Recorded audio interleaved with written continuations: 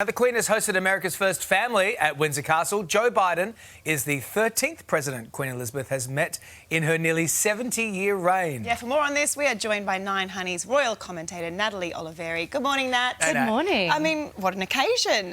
How did the Bidens and the Queen spend their day? Well, this is a really special day. It was a lovely end to a very busy 3 days for Her Majesty the Queen. The Bidens first met her on Friday in Cornwall at the G7 summit, and at the conclusion of that, they got in their Marine One helicopter and flew to Windsor Castle. And as we can see here, President Biden arriving to meet Her Majesty. He got into a Land Rover and then drove to the quadrangle of the castle where he officially met the Queen.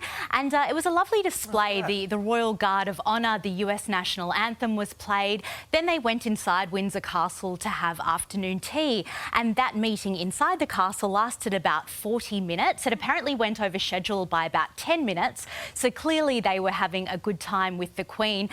President Biden invited Her Majesty to the White House, whether or not that's going to happen. But it would be lovely. Quite a few years ago. She has been there. But look, let's hear what President Biden had to say about meeting the Queen. She reminded me of my mother in terms of the look of her and just the generosity. And I said, ma'am, this is, it's a long time. She said, oh no. I said, I wish we could stay longer. Maybe we could hold the cars up a minute. So anyway, she was very gracious.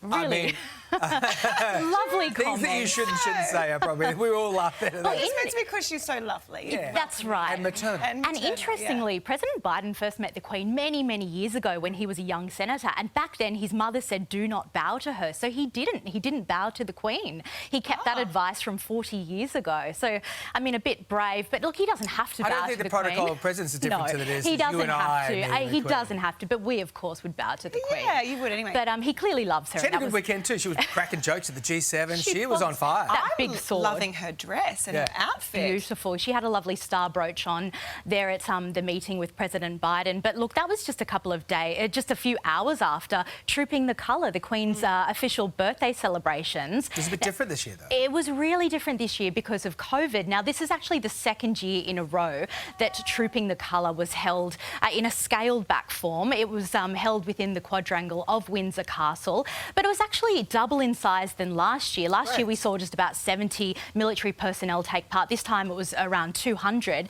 Now they, some of those people actually had taken part in Prince Philip's funeral just a few months earlier. So it was really lovely to see the Queen. She was very jolly. She was even tapping her feet to the music at one point. Loving that grey on her. Beautiful, beautiful. And a brooch that was owned by her mother, the Queen Mother. Look, Trooping the Colour is one of the Queen's favourite royal events, and it is the official birthday of the monarch, and the Queen turned 95 in April. So really lovely to see this take part. Hopefully next year it'll be back in its full-scale form in London with thousands of people. Lovely. It must be a bit sad, though, for her, on these, the first, because it's the first one without Prince Philip. That's right. So Prince Philip retired from public life in 2017, so he actually hasn't been at a few Trooping the Colours, but he wasn't around at all this time, so that was certainly different for the Queen, and she was joined this time by the Duke of Kent, her cousin, so he joined her up on the dais at the quadrangle. OK. Thomas Markle has reared his head again, speaking on 60 Minutes against Harry and Meghan and Oprah.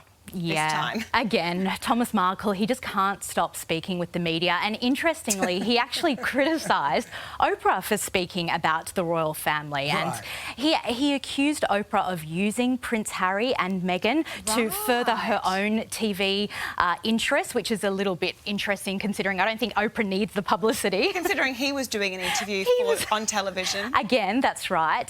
We have a little bit from Thomas Markle. Let's hear from him now. I think Oprah Winfrey is playing Harry and Meghan. To go.